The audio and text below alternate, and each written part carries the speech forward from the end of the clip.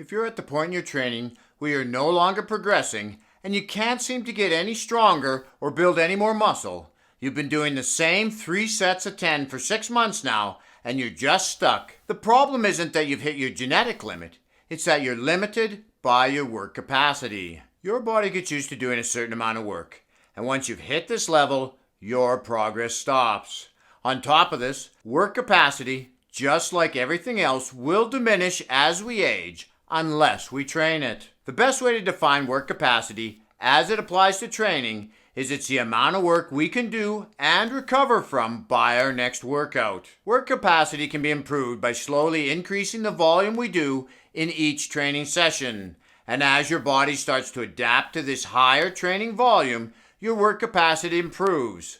Once we return to the lower volume of training, it will feel easier to do that level of work even with the increased weight, allowing you to push past your old plateau, once again progressing and hitting new PRs. You always want to be making measurable progress. By taking some time to effectively train your work capacity, you have divided your training progress into 2 phases. The first phase is your lower volume training, with the main goal being to add weight or another rep each workout. So for example, if you can bench 175 for 2 sets of 10, and on the 3rd set you do 8 reps, then next workout on that 3rd set you want to try for 9 and eventually 10 reps.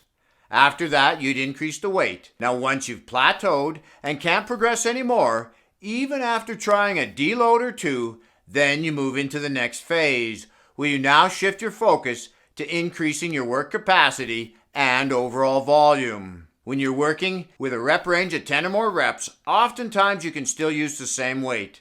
But if you're training in a lower rep range like 5 reps, you might want to lighten the weight and increase the number of reps. You don't have to, but your overall workload will be higher if you do. I'll give you one example of how you can increase your work capacity and stay in that low rep range.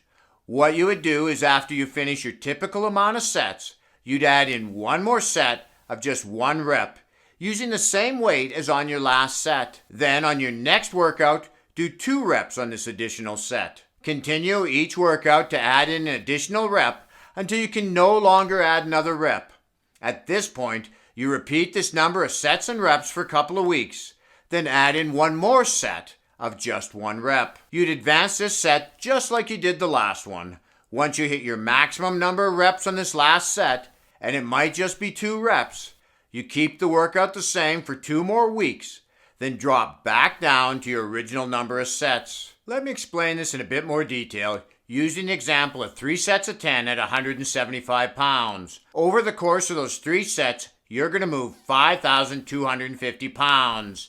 Now when you add in a 4th set, and let's just say you can do 7 reps on this set, that is another 1,225 pounds, making the total 6,475 pounds. That is a substantial increase in work capacity, and your body will need time to adapt to it. So I wouldn't add another set in for at least 2 or 3 weeks. Over this time, you may very well find that you're able to add a rep or 2 to that final set as your capacity to recover from this increased volume improves. The extra training volume will not only stimulate more hypertrophy, but it also gives your joints and tendons more time to get used to the weight before increasing the stress on them with a heavier load. You can repeat this process and add in a 5th set.